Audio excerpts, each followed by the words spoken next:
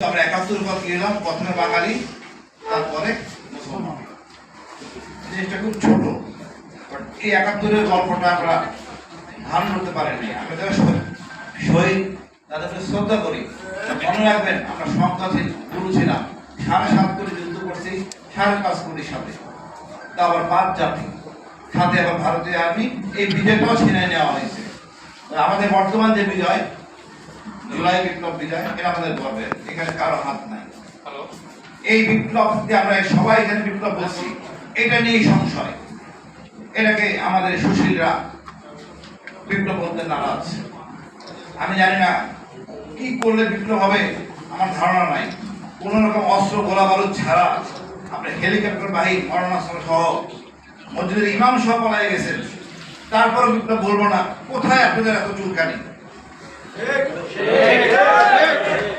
আমাদের ছাত্ররা অনেকে কথা বলছেন, ভয়ে ভয়ে কথা বলেন। আমাদের ছাত্ররা আমাদের শিখাইছে ভারত আমাদের একমাত্র শত্রু। এটা ধারণা করতে বলতে হবে। আমাদের প্রধান শত্রু আওয়ামী লীগ, দ্বিতীয় হলো ভারত। নতুন যোগ হয়েছে জাতীয় পার্টির সাথে আর বাকি পরিষ্কার। এই মোনাফেক কাফের যে খারাপ, জাতীয় পার্টি সেই দলের মধ্যে সম্পৃক্ত। আমি সেনাবাহিনীকে সম্মান দিব, তার সম্মান তাকে রক্ষা করতে হবে। সেনাবাহিনী জেনারেলাই আমাদের দেশে সমস্যায় দাঁড়াইছে। যারা আছে গুম খুন নাটক করছে, তাদের কেন কোনদিন দেন নাই? এই সমস্যার সমাধান কেন করেন নাই বা স্বীকার করেন নাই? চেইন অফ কমান্ড মানছেন, কি চেইন অফ কমান্ড মানছেন? আপনি অন্যায় আদেশ করছেন, বেগিরা আপনি জেলে রাখছেন, দিকে রাখছেন, আরমান বাইকে রাখছেন ৮ বছর, আমি সহ ২ বার। আইন কানুন সবার জন্য সমান। সুতরাং যে অপরাধ আপনি করছেন, সে অপরাধ স্বীকার করতে হবে, তখন আপনি দায় মুক্তি হবেন। এখন পর্যন্ত সেনাবাহিনী দায় মুক্তি স্বীকার করে নাই। ইনে বিনে বলা কিছু নাই। সেনাবাহিনীকে বহুবার বলছি আমি, ভাই তোমরা সরি বলো, দোষী কেন হস্তান্তর করো, করেন নাই। র্যাব তো করছে। এই হেডামনে থাকলে দেশে থাকতে পারবেন না। জনগণের সেনাবাহিনী।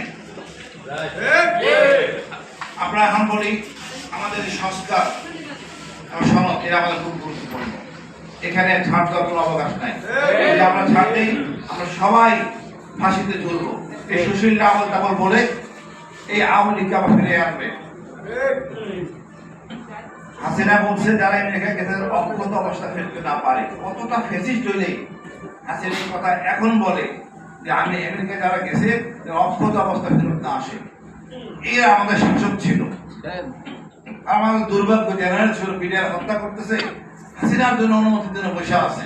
এরা আমাদের জেনারেল ছিল, সেনাপ্রধান ছিল। স্বাধীন হওয়ার পর এই আওয়ামী লীগ, এই ভারত আমাদের ১২ লাখ টাকার সমস্যা সৃষ্টি করছে। প্রচুর মানুষ মারা গেছে, কোনো রাজনীতিবিদ কথা বলেন নাই, সব আরামায় শক্তি।